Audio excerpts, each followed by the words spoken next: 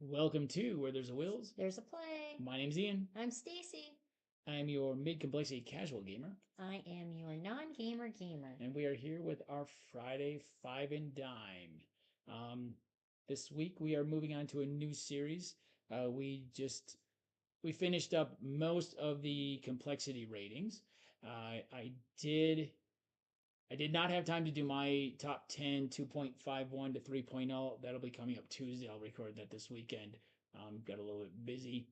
But I will be getting that up on Tuesday. So we're going to jump into a new series that is going to run us probably about 5 or 6 different five and dimes. Oh. And that is BGG ratings. So these are the games that are rated this high. We are starting with 7.5 and above, and we're going to work our way down to probably 5.0, maybe 6.0. We did 7.5 and above on this one because we didn't have enough that were rated 8 and above, and this was a good list. I ended up with 40 games, I think, on my list. And what did you have?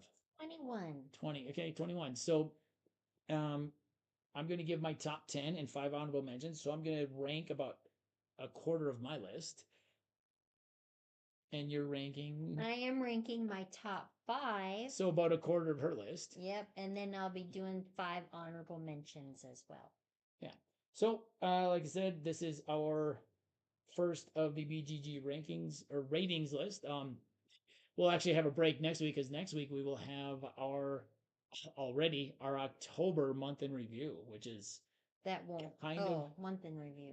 Yeah, with the five review. And no, with the 5 and dime, and then we'll also have the November wall. What's on the wall? Our showcase wall. So, and maybe with the 1st of November being with the first Friday in the next month being so quick after the month, we might push back that October 5 and dime month in review until the following week, and next week we'll do our second one of these. But we'll decide that during the week. You just tell me when to show up and I'm here. Yep.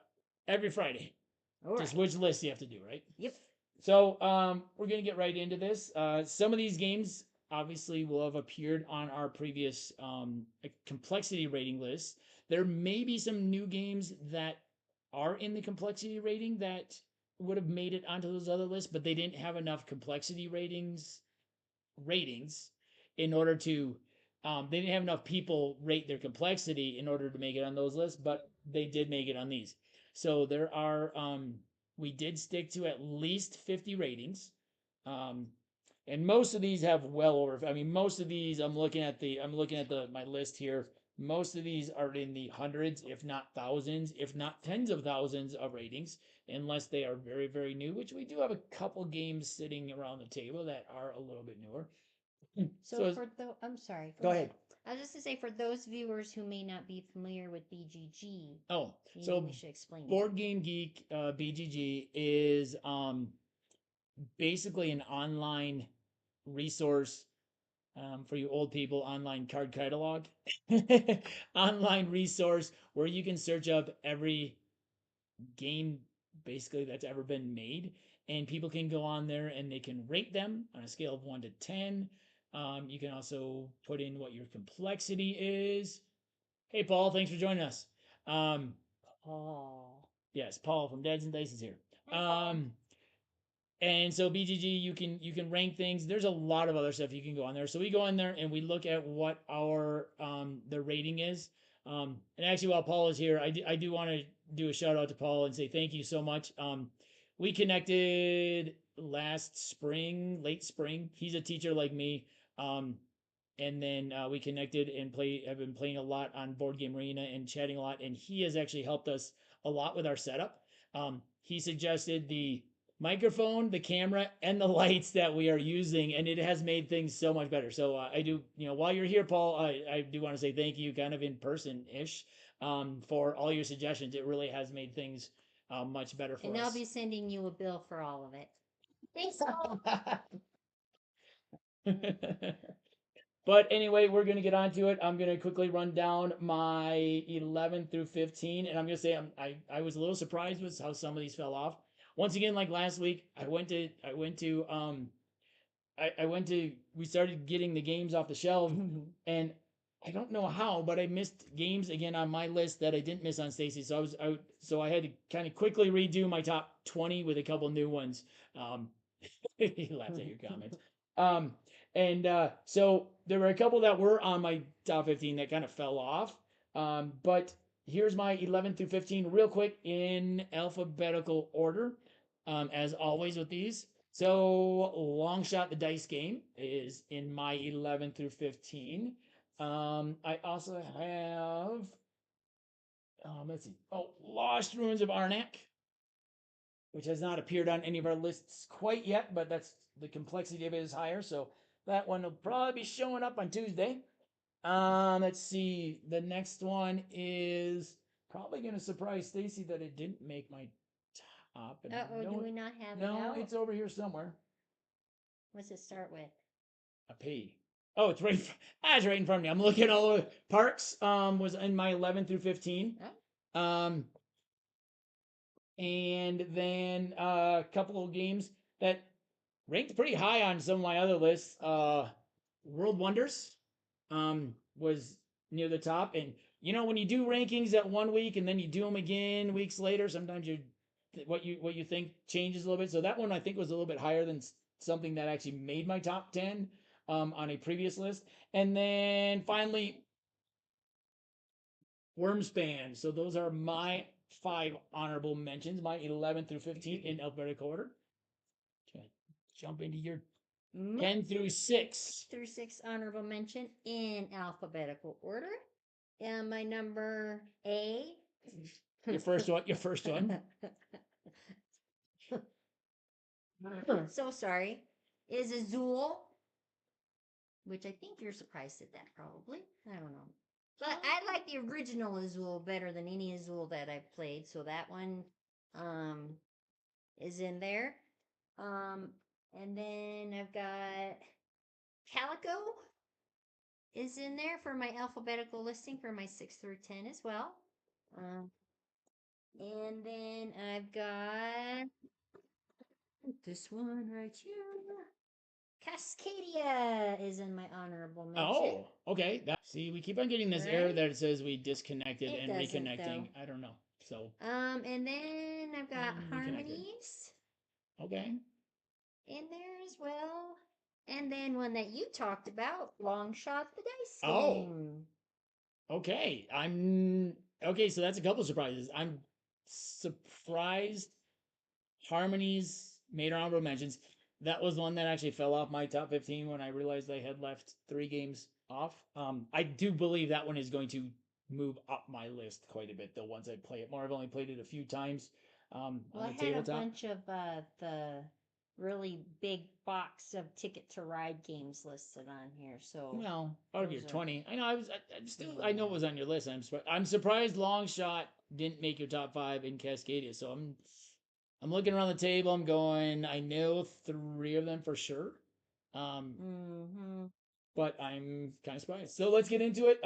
As always, I'm going to kind of quickly run through my 10 through 6 so that we can get into the top 5 and talk a little bit more about those. So my number 10 game comes to us from City of Games. They've actually just announced their newest game. God, I can't forget how heavy this is because I've got the Kittens and Beasts expansion this. And that is Isle of Cats. In Isle of Cats, you are rescuing cats that are polyomino shaped. Each round, you are also drafting cards. This is one that I do only play solo on the tabletop. I have played it on BGA. I actually kind of like the sister module better, but I will play this on BGA. So you're drafting cats that are polyomino shapes and getting treasures, and you're trying to fill your boat and save them and rescue them off the island before the evil Vesha or Vesh, Lord Vesh arrives. So Isle of Cats from City of Games, a little drafting, a little polyomino. Really enjoy that game. Number 9, another one of my favorite solo games that I play solo is Everdell. Everdell is a worker placement resource management game. I will say that to me personally, for solo play, this really needs the Mistwood expansion. I personally believe, and I think it's a wide belief that the expansion for that, the Nightweave solo mode opponent is much better than Rugwort. It works more like a solo opponent. You are placing your workers out, getting resources, trying to get cards, trying to build a 15 card town, basically. And then you're also trying to get some different goals during it. So, Everdell, one of my favorite games. Love this one. That one will probably appear on lots of lists. It probably already did, I believe. Number 8. If you could hand me that one right This there. one? That one right there. 8? Number 8. Let's go to Japan. What is wrong with yeah, you? I know. It fell down. Um, I was kind of surprised, but there's a lot of heavier stuff up above. Yeah. But I do really like this game. I like this solo, and I do like this multiplayer. You are trying to plan your trip to Japan. I'm guessing Stacey's probably going to talk about this one later. Maybe. So you're planning your trip to Japan. You're drafting, or you're taking cards. You're drafting them, and you're giving them to each other. You're trying to put them in certain orders. So yeah, I really enjoy this game. That is my number 8. Yeah, that one was I will say. Well, we'll talk a little bit later about surprise and stuff. And my number 7. Oh, yep, you could hand me that one right there on top. This one? Yes, is Cascadia. This is kind of a modern classic game. For wait, that was 6, not 5. No, on his list. Oh, on He his made his list. list. Oh, I see. Okay. So yeah, Cascadia. A dual drafting. You're drafting a tile and a token. You're placing them down, and you're trying to build habitats out, and also try to do different things with your animals to get them in different configurations. I taught this one actually this week to a group, my board game club at school. We take out we just play with the family friendly mode, and we actually take out the acorns or the pine cones just to make it more accessible for them. They really enjoyed it. They played it again the next or later that afternoon. So Cascadia was my number 7. My number 6 is one of the actually this is the newest game on my top 10, and that is Forges of Ravenshire. Um, I absolutely love this game. This is another one I play only solo. This is a dice worker placement, but it has a really interesting mechanic where you place a dice, you get resources, you then get a dice from a you get a different dice, you get those resources, you put them on your board during the gathering phase. I think it's gathering phase, then production phase. Um, and then you run whatever engine you've kind of built with the workers you've the helpers you've gotten, and then you go into the production phase where you use those dice a third time to produce different things, shields and weapons and armors. So it's a lot of fun. This one is quickly moving up my list. I really love Forges of Ravenshire, and that is number 6 on my list. So there was my 10 through 6. Isle of Cats, Everdell, Let's Go to Japan, Cascadia, and Forges of Ravenshire. And I know Paul has recently played Forges of Ravenshire as well. I think he enjoyed it. Froze. Oh, we are. Oh, now we're back. We're having some problems here. All right, moving on to our issues. top 5. We'll talk about these ones a little bit more. So, see, we've got it up on our monitor, and I don't know why it keeps on freezing over there. So I'm not sure what's going on. But we're gonna just keep on trucking through. All right. So Stacey's gonna jump in here with her number 5. My number 5 is still in plastic. How can it be my number 5 when it's still in plastic, you ask? Because What's the name of the game?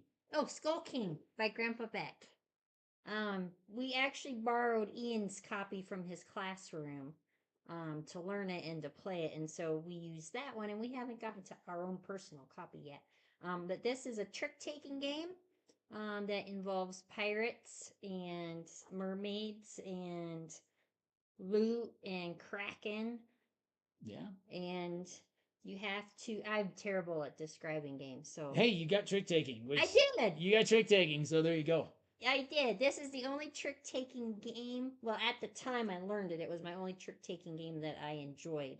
As some people may have heard in other videos, I'm not a trick taking. What's that game? Euchre? Euchre. Euchre. And um, but Skull King, it's fun to learn. It's easy to learn. It's extremely easy to learn. It's fun with 2 players.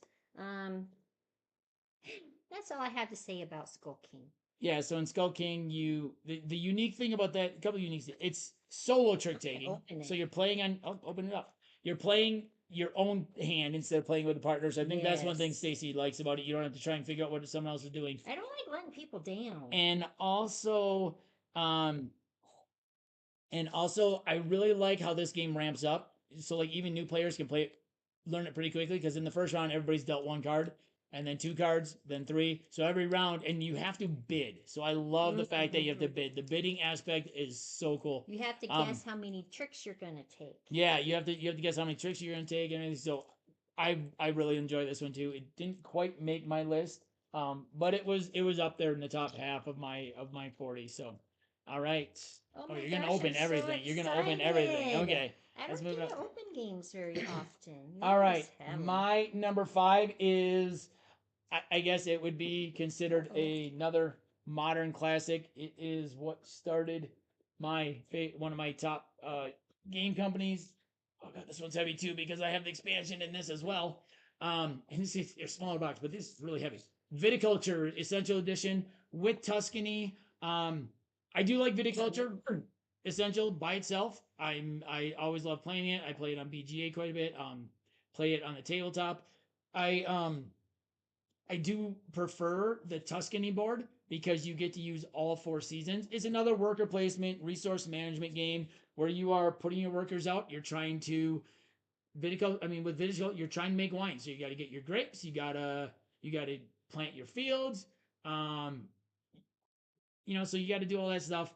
And with the Tuscany expansion, you get to use all 4 seasons. There's also some extra little things in there as well. So I really like Viticulture. It is my number 4 in this, or my number 5 in this range. That was my number 15. Oh, it is one of the bigger games that Stacey has played. So she has played that. I'm very proud to say that's in my top 21. And hopefully we will get Viticulture rolled to the table here soon as a cooperative game. So, oh no, this goes in that box. Okay. The harder version definitely ramps up a little bit. Have you done the middle one, Paul, on Forges? Because I won the easiest level twice, and then I got swamped on the middle level twice. It was quite a different experience. Do you get to make a Damascus? I believe there's probably some Damascus and some other things you can do different. You can put different finish. You can put you can put some different finishes on things. So you're not really doing canisters, but Damascus, yeah. See, that's my knowledge. We watched a lot of Forge and Fire, and that's why I was really excited about Forges and Ranger. All right. My number 4 is one that I have talked about quite a bit, and as many of you, if anybody has watched my talk about previous games, you know that I like educational games that help me to learn other stuff. And so I am going with Trekking Through History for my number 4. For me, this is a big game just because of all of the cards. There's so many cards. But basically, you're trekking through history using a pocket watch, and you have your board, and you try and start with the earliest timed cards and work to the today now cards, I guess you call it. Yeah. So you have some cards that are like 20 BC, and you're working all the way up there 2022, I think it is. I don't remember what the most recent whatever it is. But when you can no longer get cards that are in a row, you have to start another row, and you can. I keep looking at you because I'm forgetting what the words are that I'm trying to choose. Because I'm not gonna talk too much about it. Oh, yeah, okay. So you get this coming up in a little bit more detail and more eloquently than what I am discussing it. But for a non-gamer gamer, I do think that this is a fun game. I think that it is, if you like educational games, it talks about all different kinds of periods of history, people in history, different ages of history, And it's a really fun game. Um, the learning process, I think it takes a little bit longer to learn for me anyway. It did. Um, Just the different trying the aspects, strategies, the trying different to find the aspects of it that you're strategies. trying to do. Yeah. Yeah. But other than that, trekking through history, I really enjoy it, and Ian will be talking about that later. Spoilers. All right, my number 4 is one I believe I've talked about on multiple lists. It was on my, it was on the complexity level list. Probably number 1. In fact, I think these next 3 games were all number 1 on my recent complexity level lists, and it was also my number 1 flipping right.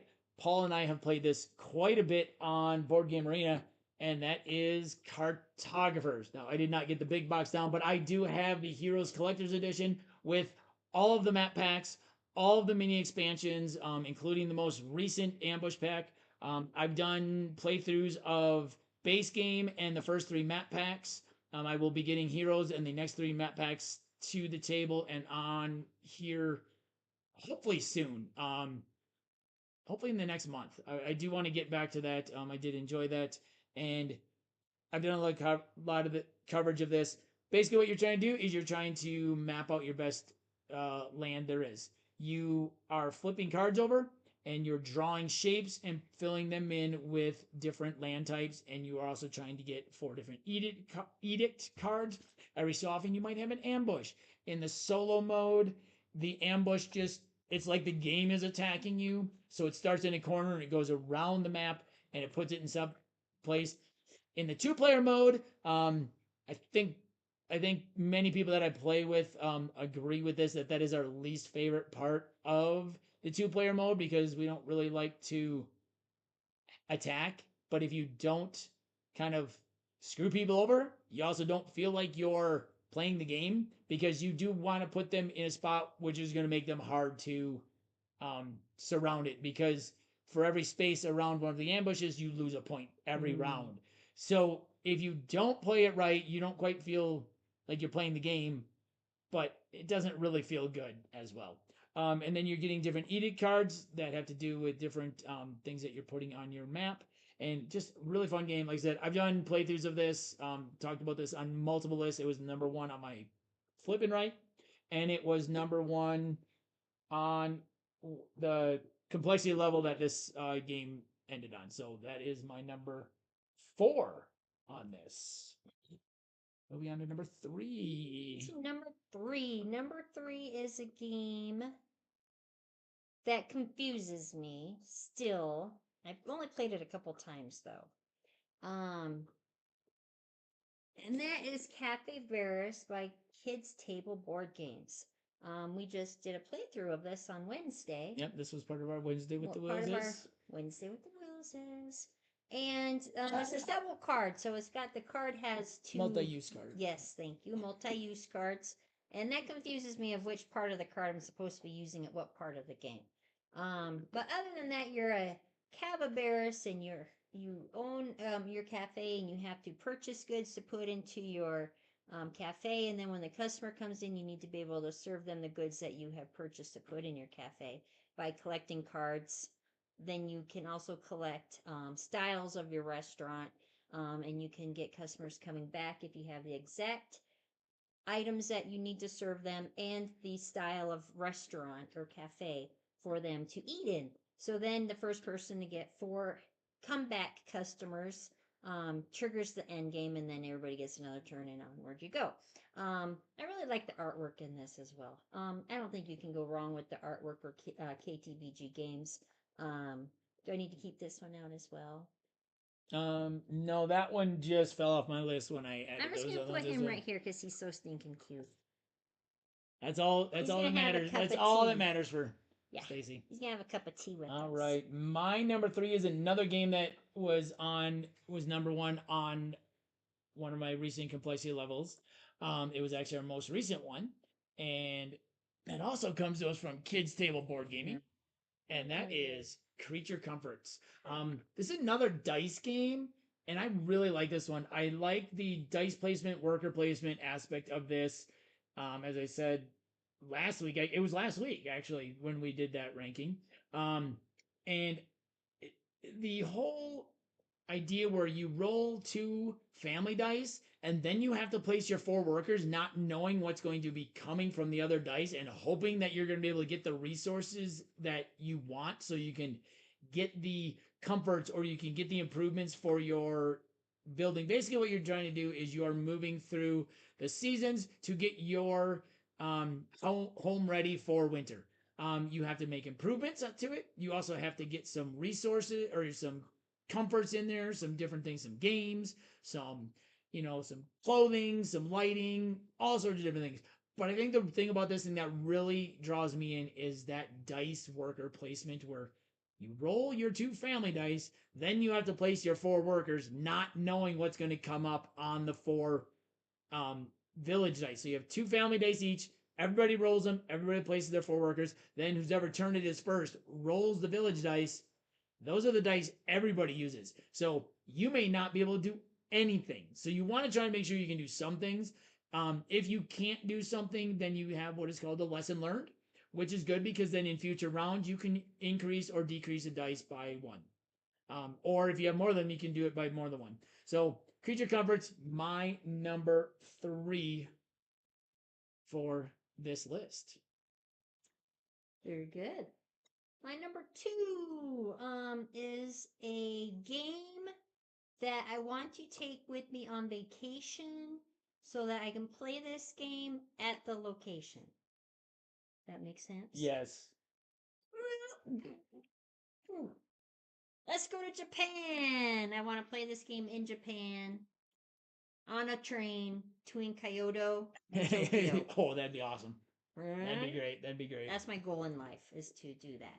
Checklist. Ian's already talked about Let's Go to Japan, but I'm going to tell you why I like this game as a non-gamer gamer. One, I had the different strategies that you can use. If you're a real heavy thinker, you can really overthink this game a lot, I think. But if you just play the game and let it roll how it rolls, I think it works really well that way. And I think for people who think like I do, that's the way to go. Just let it do its thing. I also like the aspect where every other round has a different aspect of like passing a card to another person or passing two cards or taking a card. So you kind of, if you strategize well enough, you may be able to pass a card and hope that you get it back. Knowing that the other person can't use it. Or so I'm so sorry. Getting over a cold. We've both been fighting coughs for like a couple weeks. Yeah, fun times. So I forgot what I was gonna say because of that. But again, this is an educational game as well. It teaches you facts about Kyoto and Tokyo. And like the different and their foods different and the different culture cultures and things like that. So all the different things that you're mm-hmm. you're trying to place your cards in certain days to maximize your points and get bonuses and things. What are we on, a 6-day vacation? 6-day vacation with the expansion. You can get that 7th day with a day trip. Mm-hmm. With the mini expansion that came with the deluxe version. Oh, buddy. So our dog is he's whining at us. Needs attention. He hasn't gotten enough today. Yeah. So yeah, so let's go to Japan. Oh God. Come here. Come here. But then he won't come over so we can like there we go. And that one's by AEG. Oh, buddy. Come on. Oh, we just hit his head on the bottom of the table. Okay, my number 2 also was number 1 on its corresponding complexity ranking list. It's one Stacey has talked about already. Little spoiler, that is Trekking Through History. I love the trekking games. This is my favorite trekking game by far. Not only the aspect of I'm gonna have a guest. We have a guest. This is Sitka, our dog. He's like, oh, wait a minute, I don't like cameras. But in Trekking Through History, like Stacey said, you are trying to make your way through history over 3 days. You get to travel over 3 days. And as you do that, you want to go from the earliest time to the most recent time. Every day you get a new set of cards, and you can kind of see what years are going to be in that deck of cards. I think two things that really draw me into this game: this timepiece, or this time, this watch here, which is your 12 hours you get to travel, and then this conveyor belt that has the places and the times you're traveling to. So what you do is you take a card off and you have to travel that many hours. Whoever is behind gets the next turn. So sometimes you can string together a couple turns in a row. You can get some time crystals. Hi. You can get some time crystals that will allow you to travel and take one less hour. Every day you get 12 hours. If you do your travels for a day in exactly 12 hours, you get a bonus. The longer your trek is, the more points you will earn. But at the end of the game, you want to try to make sure you don't have a short trek, because you could actually lose points. You are also collecting some resources, basically, that, wow, you really need attention, don't you? So you're also collecting some resources that, I would guess, I would say they're resources that you put on your itinerary, and you can earn points and different things that way. So I really love trekking through history. We have the Kickstarter version, so this is the original cover to it. I don't think I know there's a second edition to it, which I don't think changes any gameplay. But it does have a different color, which I think matches their newest stuff a little bit better. But trekking through history, my number two of 7.5 rating and above. And that brings us to our number ones. Number Come here. one. Come here. Come over here. Mommy's gotta come here. Oh my lord. Here. I'll just grab it. Okay. I know what it is. Yeah, you know what it is. Number one is Creature Comforts. I love this game. I like that. So for me, it was really kind of difficult to learn at first, because it was my first worker placement game that I learned. And so trying to figure out the placement of my workers with the, learning that my dice and his dice, or the other person's dice combined, you get to put your workers out there, and put them on the board where you want to. The one thing I do really like about this is that you change the seasons as you play along. And so with each, I forgot about that. Yeah, so with each season that comes along, certain items may be available and certain items may not be available. So you'll need to store up some of your items so that you can make cards in the future, or you can store those things on your cards for future use or whatever. And so it's a little bit of planning ahead for the seasons that are coming. And then using your coins appropriately and being able to exchange items for other items so that you can get your cards. And then some of the cards, if you have, let's say, a scarf and you have a pair of ice skates as well, you could get bonus points for that at the end of the game. So the cards, you just don't collect them, but they also add bonus points for you at the end of the game as well. So that's Creature Comforts by KTBG Games, one of my favorite game designers as well. Highly suggest it. Publishers, Or KTBG. publishers. But Isn't that a gaming company? Well, I yes, don't it's a know the publisher. No, difference. you said designer. Roberta No, I Taylor's didn't the say designer. You said designer. Did I game designer. Game designer. The designer is Oh, geez. Okay. publisher is KTBG. But I Okay. think you probably like, because Cafe Barris was the same designer, Roberta Taylor, Oh, yeah. and so is Maple Valley. Oh, So Maple Valley was on my top 20. we haven't played that one for a while, so that one was tough to rank pretty high or anything. The other thing with Creature Comforts that I do like that we forgot to mention was the fact that you have a different visitor every month. So when you change the season, when you change the month, you're playing through 8 months. You have a different visitor that comes that might give you an instant benefit, might give you an ongoing benefit for the month, might give you something at the end of the month. So it's just really good. There's really only 8 resource spots. You have the 4 up in the top of the board, then you have the 3 around the river, and those are really the only resource spots. Everything else is like exchanging stuff, or you can go to the inn where the visitor is, and you can get resources, but it's not necessarily a resource spot. So, yeah, Creature Comforts, great game. That one is going to be a keeper. It was both of our number ones last week on our 2.01 to 2.5 complexity rating. My number one is a game that I'm just gonna say probably right now. This is probably the only year that this will probably be on this list, but it's only because we played it within the last year. I don't think it's gonna be something that probably stays on this list, but because we played this in the last year, um, it's also the only legacy game that we have played. But I really enjoyed it. It is the legacy version of one of the games that brought us into this hobby. It is still one of our favorite games. We have almost every version of it, and that is Ticket to Ride Legends of the West. We'll just leave that right there. That is a big box. Like I said, this is also the highest rated game that we own. Uh, it is an amazing game. I would play this again. I would play this with more people, even. Um, it's Ticket to Ride, but and I don't want to spoil too much. I know it's over a year old, but I don't want to spoil. There's still a lot of people who haven't Yeah, played it. it's Ticket to Ride, and it's a legacy game, so you're doing different things to change the map during the game, which is not a spoiler because you only start with part of the map. You're adding different parts in.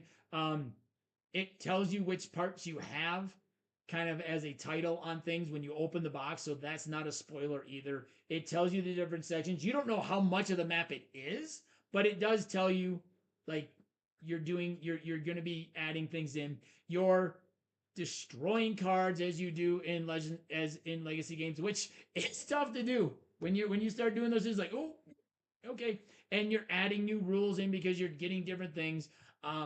Like I said, I don't want to spoil too much of it because it is a legacy game, and I'm sure there are still people out there that are looking to play it because it was a hefty price point. But if there was a legacy game that we were going to play, it was going to be this one. We played it last year between almost a year ago exactly. Like I said, between Thanksgiving weekend and New Year's weekend, and we the two of us played, and it was a very close overall game. 12 total games, and I think we were like an average of 2 or 3 points per game apart. That was it, and it was at the very end. At one point, I was like 30 points ahead. You were, and then I risked some things for a couple rounds, and I got ahead, and then I would like to play it again because I think it could play out very differently. I got very lucky with some of the things that I was storing for future scoring that Stacey didn't have. So that at the end allowed me to jump ahead. Other than that, we were pretty much dead even. I think actually before we added in the last thing, I think we were tied in points. Just before we added the very last thing, and we were tied, and I was like, wow, this is going to be really close. Like I said, I think we were maybe 2 points per game. So I have a hair that is driving me crazy. Apart. So that is Ticket to Ride, Legends of the West. Absolutely love this game. It is my number one. But like I said, it probably won't end up on this specific list if we do it again in the future because I don't know. I just don't know if I can keep a legacy game on a list that long. But since we've only played it less than a year ago, I couldn't leave it off. So and we haven't ever brought it back to the table to try different parts of it. No. So Ticket to Ride, Legends of the West. So it there surprises me. Yeah? Yeah. What were you thinking? Okay, so now surprises. Surprises on your list. What surprised you? Anything? For my own list? Yes, for your is there anything? Not a single surprise at all. No? No. Not in your top 5, not in your honorable mentions? No. I'm surprised. But no, not a surprise at all. Wow. Okay. It's exactly, I mean, if I would have just looked at them and rated them myself, I would have probably ranked them just like that. So I was, normally when I'm tired and I do this or I don't feel good and I do this, then I'm like, that should have been here and that should have been there. But today I'm feeling like this is how it would have turned out. What about you?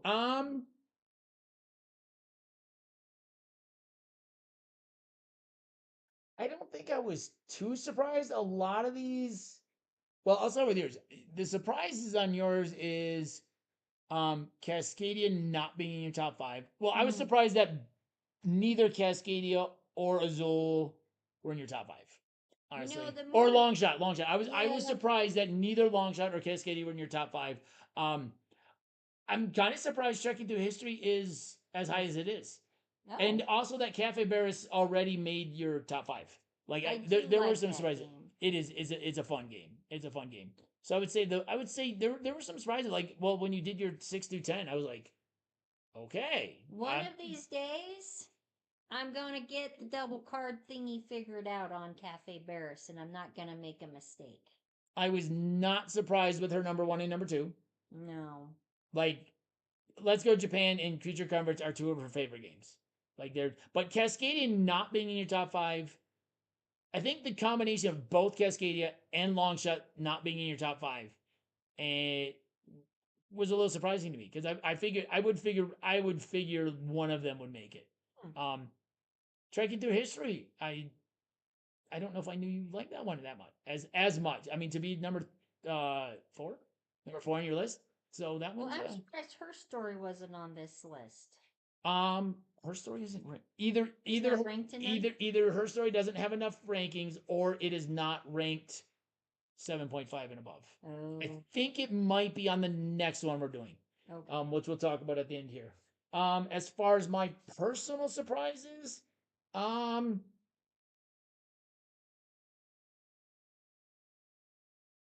no, I don't think I did. I mean, I'm not surprised that 3 of my or that all 3 of my games that were number 1 on our recent complexity levels were 2 through 4. Like they were number 1 on those 3 lists for a reason.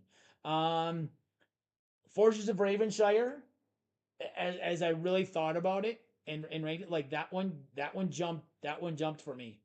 Cascadia and Let's Go to Japan, but I think Cascadia was ahead of Let's Go to Japan the last time. Actually, I don't think those were on the same list. I think those were on so Let's Go to Japan being behind Cascadia might have been a little bit of a surprise. Everdell and Isle of Cats also being at the bottom of my top 10. There's a lot of games on here that are going to. I mean, I've probably spoiled a little bit of my top 10 rankings for 2.51 to 3.0 because several of these are going to be on there. But that's okay. I'm not too worried about that. Like I said, Cafe Bears and Harmonies fell off, and the other one that fell off when I realized I had left 3 games off my rankings was Stone Spine Architects, which I just learned last week, and I'm really enjoying it already. Actually got a game in this morning before I had to go to some meetings for work. So I'm really enjoying that. But I'm not. I don't think there was much of a surprise. But I think it's also because we just did our complexity rating, so a lot of these were on there. So we just kind of seeing where they were going to fall with the other complexity ratings. I think as we go down the ratings list, I think those ratings are going to be, kind of interesting because a lot of these games that we have out here were near the top of our complexities, and a lot of the games that we rated were in those complexities. So like as we start going down these ratings, I think the lists are going to be really interesting. The games that are rated not as high. Um, Speaking of which, our next one, as we were looking through this, so I printed this off last weekend, and then I looked yesterday, and actually, Cafe Barris just moved on. Cafe Barris was going to be on the next one, but I wanted this first one to be as current as possible. So I'm going to actually print off the next few, and so that everything is based on the same time period, so that we don't miss any games because something could move up or move down, and we don't want that to happen because we don't want a game not to be listed. So I'm gonna print these off, and when I was looking at it recently, the 7.0 to 7.5 range, we have a giant number of games. So we are actually going to split that into 2 sections. We're going to do 7.26 to 7.549, or we're going to do 7.25 to 7.49, and then we're going to do 7.0 to 7.24 because this list had 2 sides of one page and 1 side of another page, and I think I mean, yeah, so it had, it had like 42 games. I think if we were to just go 7.0 to 7.49 for our next one, I think there's like 80 games that we've played on the tabletop. So that one is going to be split, but I think we're going to go all the way down to 6. I don't know if we have enough between 5 and 6 to do just a 5 to 6, but we're going to do this for at least 4, maybe 5 total, and before we move on. But like I said, the next one won't be for. The next one might be next week, actually, because we might need a little time to think about our October games. But Sick is gonna fall asleep. We're yeah, boring him. we're boring him. He's. Oh yeah, the love of a dog. He's silly. Anyway, if you have any suggestions for us based on our list that are rated 7.5 or above on um, BGG, that are in kind of that mid complexity level or below, like a 2.5 or below, that we may have missed or that you think we might be interested in, or even lower. I mean, just anything that based on our list that you might think we like, you think we might like, let us know. Also, what are your favorite games in the that are rated 7.5 or above on BGG? And yeah, we know those rating systems aren't the most scientific things in the world, but if we're using the list, then this just happens to be what our favorites are in that grouping. So I think that's all we have for tonight. You have anything else you want to add? Thank you, Paul, for joining us this evening. And we did have 3 people on at one point, so someone else was watching for a while. So appreciate that as well. And anybody else who watches in the future, we appreciate that as well. As always, like, comment, and subscribe. And we're gonna throw our end screen up here. Sika says thank you. Yeah, Zika says thank you. If you like this video, hit that subscribe up button up above once it's added. And if you want to see the rest of our 5 and Dimes, you can follow that link. Once again, this has been Where There's a Wills. There's a play. I'm Ian. I'm Stacey. And we'll see you next time. At the table.